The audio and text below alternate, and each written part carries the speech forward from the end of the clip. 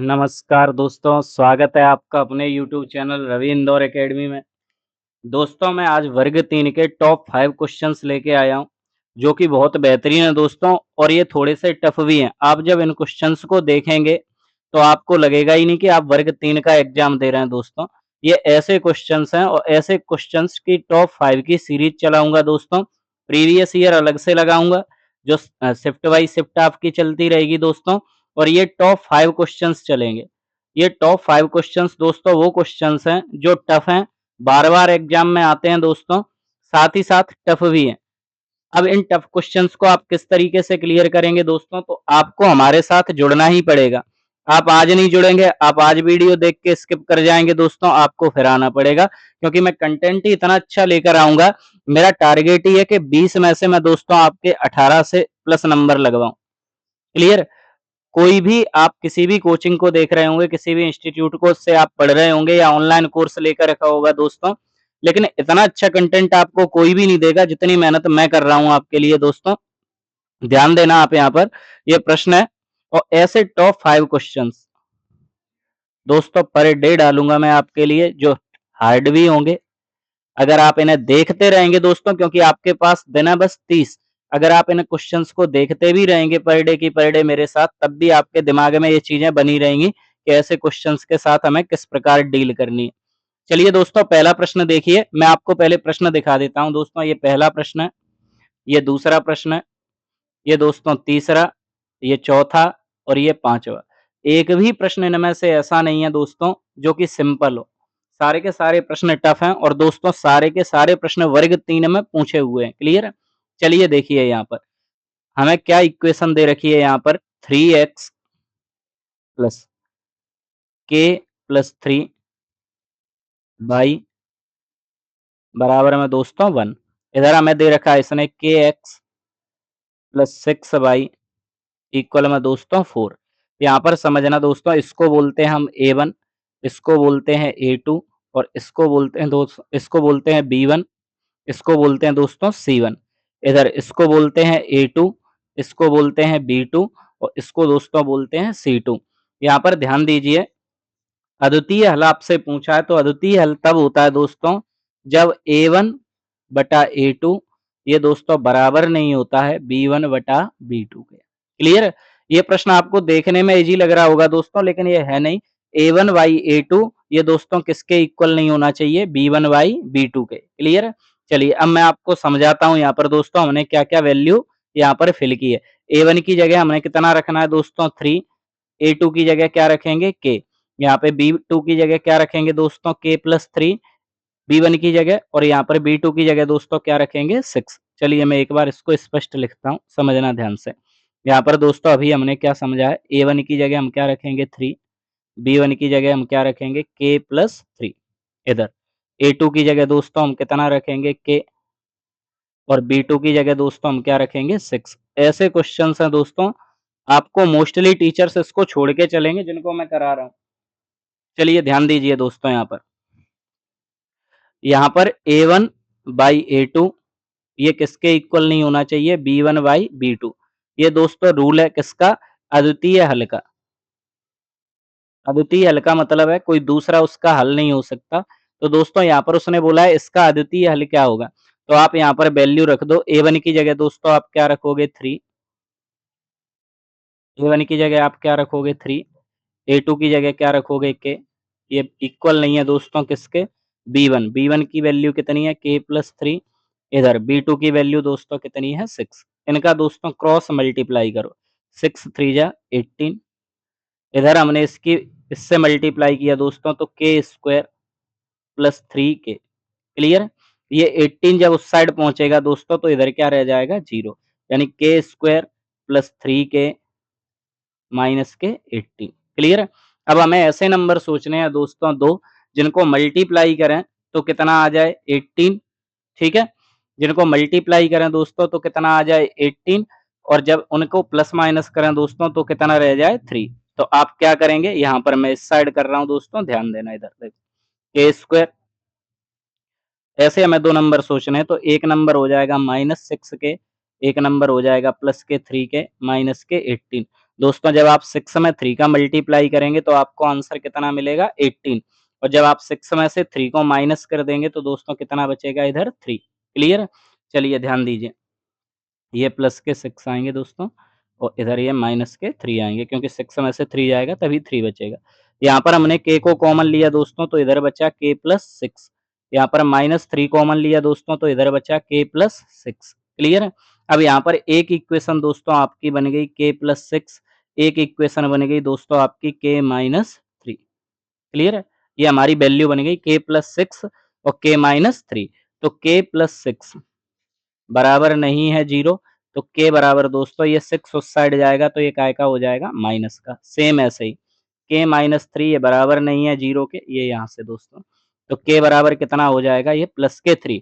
तो उसने बोला अद्वितीय हल कब होगा जब हम k की वैल्यू 3 को और माइनस 6 को छोड़ देंगे। इसके अलावा आप कोई भी वैल्यू रख दो दोस्तों तो उसका ये क्या होगा अद्वितीय हल। क्लियर? कौन कौन सी वैल्यू छोड़नी है? एक तो 3 छोड़नी है दोस्तों और एक कौन सी छोड़नी है माइनस के 6। क्लियर? एक तो ये 3 छोड़नी है, एक ये माइनस 6 छोड़नी है तो इसका आंसर क्या हो जाएगा डी। क्लियर है दोस्तों? बहुत अच्छा प्रश्न है, इसे नोट कर लेना, ऐसे प्रश्न वो डालेगा जरूर। चलिए दोस्तों दूसरा क्वेश्चन देखिए। एक त्रिभुज है, बोला इसका आधार कितना है 15 सेंटीमीटर। चलिए मैं बना देता हूं दोस्तों। ये आधार है, आधार इसका कितना है 15 सेंटीमीटर। इसकी ऊंचाई कितनी है दोस्तों? तो इसकी ऊंचाई दे रखी है आपको 12। क्लियर? बोल रहा है एक नया त्रिभुज है जिसका क्षेत्रफल इससे 2 गुना है। चलिए इसका क्षेत्रफल निकालते हैं पहले वाले का। तो क्षेत्रफल ये पहला मैंने बना दिया 1/2 आधार गुणा ऊंचाई। ठीक है दोस्तों? तो 1/2 आधार हमारा बताइए कितना है 15, ऊंचाई बताइए कितनी है 12। तो 2 से ये कटेगा एक बार, 2 से ये कटेगा 6 बार, तो 15 छक्का 90। क्लियर है दोस्तों? ये क्षेत्रफल हमें कितना मिल गया इधर 90। उसने बोला कि जो दूसरा त्रिभुज है उसका जो क्षेत्रफल है वो दोस्तों इससे 2 गुना है। 2 गुना है यानी कितना है 180 और आपको पता है दोस्तों क्षेत्रफल काय के बराबर होता है 1/2 आधार गुणा ऊंचाई। क्लियर? तो इसका समझना दूसरे वाले त्रिभुज का, ये दूसरे त्रिभुज का क्षेत्रफल 180 बराबर 1/2 इंटू देखो दोस्तों इसका आधार हमें कितना दे रखा है 20, इधर रख दो 20 इंटू में ऊंचाई हमें निकालनी। तो 2 से ये 20 कितनी बार कटेगा 10 बार, 0 से ये 0 कट जाएगा तो इसकी जो ऊंचाई है दोस्तों वो हमारे पास कितनी रह गई 18। क्लियर? तो इसका आंसर हो जाएगा 18। ऐसी उम्मीद है दोस्तों ये प्रश्न समझ में आ रहे होंगे। अगर समझ में नहीं आ रहा तो आप इन्हें एक बार फिर से देखना। और दोस्तों ऐसी टॉप 5 क्वेश्चंस की सीरीज आपकी चलती रहेगी। अगर आप नहीं जुड़ रहे हैं दोस्तों तो आप गलती कर रहे हैं ना। चलिए ये प्रश्न देखिए, बहुत अच्छा प्रश्न है। 5 सेंटीमीटर भुजा वाले एक घन को 1 सेंटीमीटर के घनों में काटा जाता है। मूल घन और कटे हुए घनों के क्षेत्रफलों का अनुपात क्या है? तो दोस्तों आप समझिए यहाँ पर ये जो क्षेत्रफल पूछ रहा है दोस्तों वो पृष्ठीय क्षेत्रफलों का अनुपात पूछ रहा है ना, पृष्ठीय क्षेत्रफलों का अनुपात। तो घन का जो पृष्ठीय क्षेत्रफल होता है दोस्तों वो होता है 6a²। अब समझना 5 सेंटीमीटर भुजा है तो 6 इंटू 5 इंटू 5 क्योंकि वर्ग कर दोगे दोस्तों तो यहाँ पे या ऐसे लिख लो 6a² दोस्तों, a² यानी 5 का स्क्वायर तो 6 गुणा 5 गुणा 5। तो आपको पता चला इसके वक्र पृष्ठ का क्षेत्रफल है दोस्तों कितना 180। 6 पहिया 30 सॉरी 150 दोस्तों कितना बनेगा 150। ये मैंने लिखा। अब दोस्तों यहाँ पर समझना, यहाँ पर भी होगा इसके वक्र पृष्ठ के क्षेत्रफलों का इसके वक्र पृष्ठ का क्षेत्रफल होगा 6a²। लेकिन यहाँ पर दोस्तों इसकी भुजा कितनी है 1, तो यहाँ पर हमने 1 का स्क्वायर कर दिया दोस्तों। तो 6 गुणा 1 यानी कितना आ जाएगा इधर 6। अब हमें पता चला कि इसका क्षेत्रफल दोस्तों 150 है, इसका क्षेत्रफल कितना है 6। अगर आपने 150 और 6 के बीच में दोस्तों अनुपात बना दिया तो आपका पूरा का पूरा सवाल ही गलत हो जाएगा। आपको समझना पड़ेगा ये 5 सेंटीमीटर भुजा वाले घन का क्षेत्रफल है, ये 1 सेंटीमीटर भुजा वाले घन का क्षेत्रफल है। लेकिन आप दोस्तों ये भी तो समझो कि जब आप 5 सेंटीमीटर 5 सेंटीमीटर भुजा वाले घन से 1-1 सेंटीमीटर भुजा वाले घन बनाएँगे तो उनकी संख्या बहुत ज़्यादा होगी और जब आपको संख्या निकालनी होगी कि कितनी संख्या है तो दोस्तों बड़े वाले आयतन में आप काय का भाग दे देंगे छोटे वाले घन के आयतन का। क्लियर? घन का आयतन होता है दोस्तों भुजा का घन। यहाँ पर पहले वाले बड़े वाले घन की भुजा कितनी थी 5, छोटे वाले की कितनी थी 1। तो यहाँ पर रख दो, संख्या मिल जाएगी कि छोटे घन कितने बने हैं। क्लियर? तो पचम 25, 25 पहिया 125 बटे में 1, 1 का आप भाग दोगे दोस्तों तो आपको पता है कि छोटे-छोटे घन कितने बने हैं 125। समझना, एक घन का क्षेत्रफल है 6, ऐसे कितने घन बने हैं दोस्तों 125। तो हमें अभी इधर काय का गुणा करना पड़ेगा 125 का। क्लियर? 25 से दोस्तों ये कटेगा 6 बार, 25 से ये कटेगा 5 बार, 6 से ये कटेगा 1 बार, 6 से ये कटेगा 1 बार। तो दोस्तों इस साइड आपका बचा है 1 और इधर बचा है दोस्तों 5 एकम 5। क्लियर? तो 1:5 आपका क्या हो जाएगा आंसर। देख सकते हैं दोस्तों ये ऐसे प्रश्न है जो वर्ग 3 में पूछे गए। चलिए इसको देखिए दोस्तों, प्रश्न ये हालांकि उन्होंने थोड़ी सी राहत दी है, आपको सरल कर दिया है प्रश्न। एक समकोण त्रिभुज है, तो दोस्तों आपको पता है समकोण त्रिभुज में एक एंगल कितने डिग्री का होता है 90 डिग्री का। ठीक है, इन दोनों का उसने अनुपात दे रखा है हमें 3:2। तो हमने मान लिया ये 3x है और ये दोस्तों कितना है 2x। क्लियर? 3x और 2x। अब आप देख लो प्रश्न को, उसने बोला है छोटा न्यून कोण कितना है, यानी ये वाला हमें बताना है। आपको पता है कि त्रिभुज के तीनों कोणों का योग दोस्तों बताओ कितना होगा 180 डिग्री। तो हमने यहाँ से जोड़ा 90 डिग्री प्लस 3 और 2 कितना हो गया दोस्तों 5x बराबर में 180 डिग्री। तो ये 5x बराबर 180, ये प्लस के 90 जब इस साइड आए दोस्तों तो ये काय के हो गए माइनस के। तो 5x बराबर कितना बचा दोस्तों 90, 5 से इसको काटा तो ये कितनी बार कटा 18 बार, यानी x की वैल्यू दोस्तों कितनी बनी हमारी 18 डिग्री। हमें बताना है छोटा, तो इधर 2x है दोस्तों, तो 2 गुणा 18 यानी ये कितना हो जाएगा 36 डिग्री। क्लियर? अगर ये बड़ा वाला पूछ लेता दोस्तों तो वो हमारा 3x था, 3 गुणा 18 यानी फिर आंसर कितना होता 54 डिग्री। लेकिन उसने छोटा पूछा है दोस्तों, तो हम क्या आंसर लगाएंगे इसका 36 डिग्री। क्लियर है? चलिए देखिए दोस्तों, आप समझ पा रहे होंगे मैं कैसे-कैसे क्वेश्चन आपके सामने लेके आ रहा हूँ। ये बेहतरीन क्वेश्चन है और ऐसे टॉप 5 क्वेश्चंस की सीरीज चलेगी।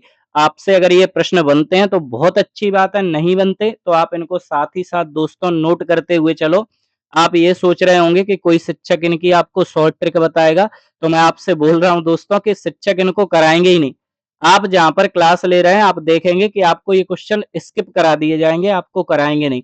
और जब आपके सामने एग्जाम में आएगा तो आप प्रश्नों को देख के परेशान हो जाएंगे दोस्तों।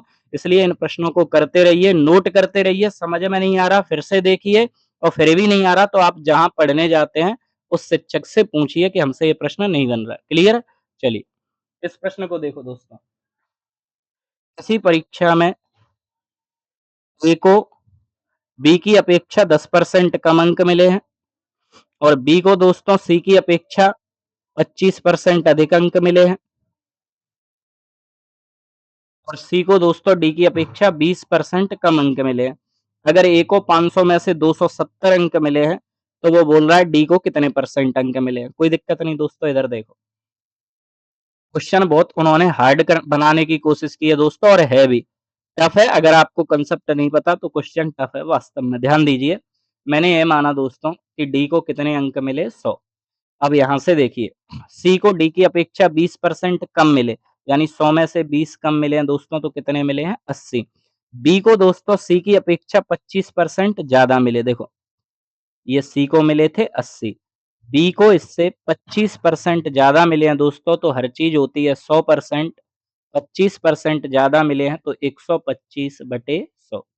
25 से ये कटेगा 5 बार, 25 से ये कटेगा 4 बार, 4 से दोस्तों ये कटेगा 20 बार। तो 20 पहिया 100 यानी बी को भी कितने मिले हैं नंबर 100।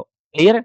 अब ए की कहानी सुन लो दोस्तों, ए को बी की अपेक्षा 10% कम मिले हैं, इसे मिले हैं 100 और इससे 10% कम यानी ए को कितने नंबर मिले हैं दोस्तों 10। क्लियर? अब आप देख लो उसने बोला है कि ए को 200 500 में से 270 मिले। समझना दोस्तों ध्यान से, अपने हिसाब से ए को मिले हैं 90 नंबर, क्वेश्चन के हिसाब से ए को मिले हैं 270 नंबर। तो आप बताइए 90 में कितने का गुणा किया गया है 3 का। तो बी की अगर मैं बात करूं बी को कितने मिले हैं तो इधर भी 3 का गुणा होगा, बी को मिले हैं 300। सी में 3 का गुणा किया दोस्तों तो 8 तिया 24, इसे मिले हैं 240। लेकिन ना तो उसने बी पूछा है, ना ही सी पूछा है, उसने डी पूछा है, तो इधर गुणा करेंगे। 3 का 100 में गुणा किया दोस्तों तो डी को कितने नंबर मिले हैं? 300।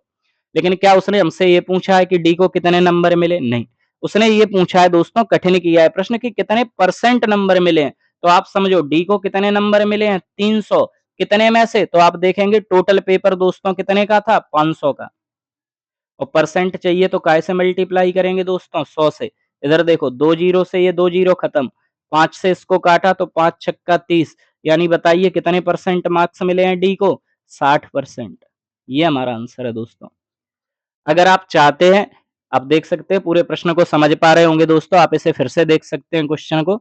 अगर आप चाहते हैं कि इस प्रकार के प्रश्न आपको करने चाहिए दोस्तों, तो आप कमेंट करें एक बार। हमें कमेंट करके बताएं दोस्तों कि आपको ये प्रश्न पसंद आ रहे हैं या नहीं आ रहे हैं, मुझे ये सीरीज चलानी चाहिए या नहीं चलानी चाहिए, या मैं प्रश्नों को आपको और आसान विधि से कराऊं, या किस तरीके से आपको लेके चलूं जिससे ये प्रश्न आपके कंप्लीट हो सके दोस्तों। अगर ये सीरीज पसंद आए तो दोस्तों कमेंट आपको करना ही है, भले ही 5 लोग वीडियो देखें, 10 लोग देखें या 100 लोग देखें, जितने भी व्यक्ति देख रहे हैं हर व्यक्ति को अपनी राय रखनी पड़ेगी दोस्तों, आपको कमेंट करना पड़ेगा, जिससे मुझे पता चले कि मेरी ये वीडियो आप लोगों के लिए कितनी बेनिफिशियल है। ऐसी अगली वीडियो के साथ फिर से मिलते हैं। धन्यवाद। जय हिंद, जय भारत।